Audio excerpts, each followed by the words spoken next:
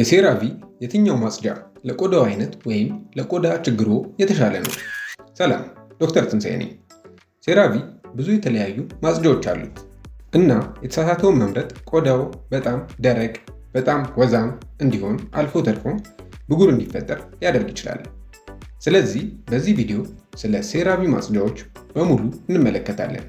እያንዳንዱ ለየትኛው የቆዳ አይነት እንደሚሆን አስረዳችኋለሁ እና በሚቀጥለው ጊዜ ሲገዙ ትክክለኛውን ማጽጃ በልበ ሙሉነት እንዲመርጡ እረዳችኋለሁ።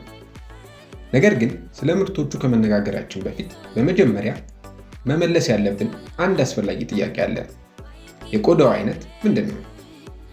የቆዳውን አይነት እንዴት እንደሚለዩ ልንገሮት። የቆዳውን አይነት አስቀድሞ የሚያውቁ ከሆነ በጣም ጥሩ ነው። ካልሆነ አይጨነቁ። ለማወቅ ቀላሉ መንገድ ይኸውልዎት። ቀለል ባለ እርጥበት ያለው ማጽጃ በመጠቀም ፊትዎን ይታጠቡ እና ከዚያ በኋላ ማንኛውንም የቆዳ እንክብካቤ ምርቶችን አይጠቀሙ። በመቀጠል ቀስ ብለው ፎጣ ተጠቅመው ያድርቁት እና 30 ደቂቃ ይጠብቁ። በመቀጠል ከ30 ደቂቃ በኋላ ቆዳውን ምን እንደሚሰማው ያረጋግጡ። ቆዳው የተወጠረ፣ ደረቅ ወይም የማይመች ከሆነ ምናልባት ደረቅ ወይም ሴንሲቲቭ ቆዳ ሊኖሩት ይችላል። ቆዳው ሚዛናዊና ቅባታማ ወይም ደረቅ ካልሆነ ምናልባት ኖርማል ስኪን ወይም መደበኛ ቆዳ ሊኖሩት ይችላል። ቆዳው በጠቅላላው ወዛም ከሆነ ወዛም ቆዳ አለዎት ማለት ነው። ግንባሮና አፍንጫው ወዛም ሆኖ ነገር ግን ጉንጮ መደበኛ ወይም ደረቅ የሚመስል ከሆነ ሚክስድ ስኪን ወይም ጥምር ቆዳ አለዎት ማለት ነው። የቆዳውን አይነት አንዴ ካወቁ በኋላ ትክክለኛውን ማጽጃ መምረጥ በጣም ቀላል ይሆናል። እንዲሁም ያስታውሱ፣ ማጽጃው እንደ ወቅቱ ሊለዋወጥ ይችላል። ብዙ ሰዎች በበጋ ወዛም እና በክረምት ደረቅ ቆዳ ይኖራቸዋል እና ያ ሙሉ በሙሉ የተለመደ ነው። ሴራቪ ሃይድሬቲንግ ፌሻል ክሊንሰር ወይም ሴራቪ እርጥበት አዘል የፊት ማጽጃ። ይህ ማጽጃ ከመደበኛ እስከ ደረቅ ቆዳ በተለይም ቆዳው ሴንሲቲቭ ከሆነ በጣም ጥሩ ነው። ቆዳን ሳይጎዳ ቆሻሻን፣ ላብንና ከመጠን ያለፈ ወዝን በቀስታ ያስወግዳል። ልክ እንደ ሁሉም የሴራቪ ማጽጃዎች ሽቶ የለውም እና የቆዳ መከላከያን ለመጠበቅ አስፈላጊ የሆኑ ሴራሚዶችን ይዟል። በጣም ወዛም ቆዳ ካለው ይህ ማጽጃ ለእርሶ በጣም ቀለል ያለ ሊመስል ይችላል። ነገር ግን ለደረቅ፣ መደበኛ ወይም ሴንሲቲቭ ቆዳ በየቀኑ ለመጠቀም በጣም ጥሩ አማራጭ ነው።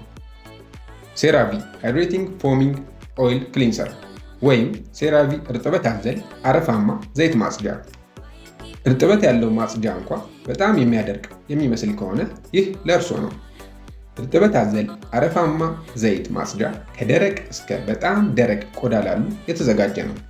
በጥንቃቄ ያጸዳል፣ ብዙ የተፈጥሮ ወዝን አያስወግድም እና እርጥበትን ለመመለስ ይረዳል። በተለይ የቆዳ መከላከያው ከተጎዳ ወይም ከታጠቡ በኋላ ቆዳውን የማይመች ስሜት የሚሰማው ከሆነ በጣም ጠቃሚ ነው። ሴራቪ ሃይድሬቲንግ ክሬም ቱ ፎም ክሊንሰር ወይም ሴራቪ እርጥበት አዘል ክሬም ወደ አረፋ ማጽጃ። ይህ ለሴራቪ አዲስ ከተጨመሩት ውስጥ አንዱ ነው። እንደ ክሬም ይጀምርና ከዚያም ወደ ለስላሳ አረፋ ይቀየራል። አሁንም እርጥበት አዘል ነው፣ ነገር ግን ከተለመደው እርጥበት ማጽጃ የበለጠ አረፋ ይፈጥራል። ይህ በተለይ ሜካፕ ወይም የፀሐይ መከላከያ የሚጠቀሙ ከሆነ ከመደበኛ እስከ ደረቅ ቆዳ ላሉ በጣም ጥሩ አማራጭ ነው። የአረፋ ስሜት ከወደዱ ነገር ግን ቆዳው ከታጠበ በኋላ ደረቅ እንዲመስል ካልፈለጉ ይህ በጣም ጥሩ ምርጫ ነው።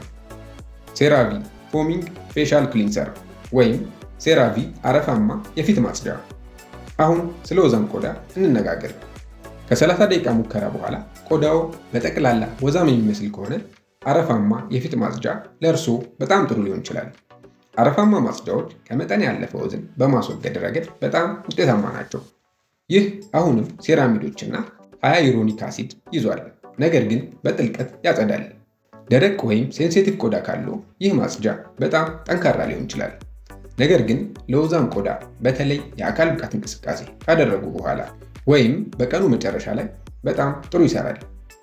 ሴራቪ አክኔ ኮንትሮል ክሊንሰር ወይም ሴራቪ የብጉር መቆጣጠሪያ ማጽጃ። ለብጉር የተጋለጠ ቆዳ ካለው ይህ ማጽጃ በጣም ጥሩ አማራጭ ነው። የብጉር መቆጣጠሪያ ማጽጃ 2% ሳሊሲሊክ አሲድ ይዟል። ይህም የሚከተሉትን ለማድረግ ይረዳል። ከመጠን ያለፈ ወዝን ያስወግዳል፣ የቆዳ ቀዳዳዎችን ይከፍታል፣ ጥቁር ነጠብጣቦችን ወይም ብላክ ሄድስ እና ነጭ ነጠብጣቦችን ወይም ዋይት ሄድስን ይቀንሳል። ይህ ማጽጃ ለወዛምና ለብጉር ተጋላጭ ቆዳ ተስማሚ ነው። ይሁን እንጂ ቆዳው በጣም ደረቅ ወይም ሴንሲቲቭ ከሆነ በጣም ጠንካራ ሊሆን ይችላል። አንዳንድ ሰዎች በቀን አንድ ጊዜ፣ አብዛኛውን ጊዜ ምሽት ላይ እና ጠዋት ላይ ለስላሳ ማጽጃ መጠቀም ይመርጣሉ። ሴራቪ ሪኒዊንግ ኤስኤ ክሊንሰር ወይም ሴራቪ የሚያድስ ኤስኤ ማጽጃ። በቀላሉ የሞተ ቆዳን ማንሳት ከፈለጉ ወይም መለስተኛ ብጉር ነገር ግን ሴንሲቲቭ ቆዳ ካለው የሴራቪ ሪኒዊንግ ኤስኤ ማጽጃ ጥሩ አማራጭ ነው። ዝቅተኛ መጠን ያለው ሳሊሲሊክ አሲድ ይዟል። ይህም ከብጉር መቆጣጠሪያ ማጽጃ የበለጠ ለስላሳ ያደርገዋል። ይህ ማጽጃ ለሚከተሉት ሁኔታዎች ጥሩ ይሰራል። ለመደበኛ ቆዳ፣ ለመለስተኛ ብጉር፣ ሻካራ ወይም ላልተስተካከለ ቆዳ እና በጣም ወዛም ለሆነ ቆዳ በቂ ላይሆን ይችላል። ስለዚህ ቆዳው እንዴት ምላሽ እንደሚሰጥ ማየት አስፈላጊ ነው። ቤንዛይል ፐሮክሳይድ ክሊንሰርስ ወይም አክኔ ፎሚንግ ክሬም ዋሽ።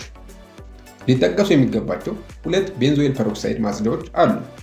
4% ቤንዞይል ፐሮክሳይድ ማጽጃ ለፊት ብጉር በጣም ጥሩ ነው።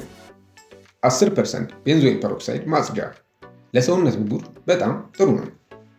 ቤንዞይል ፐሮክሳይድ ብጉርን የሚያመጡ ባክቴሪያዎችን ይገድላል፣ ነገር ግን ሊያደርቅና ጨርቆችን ሊያበላሽ ይችላል።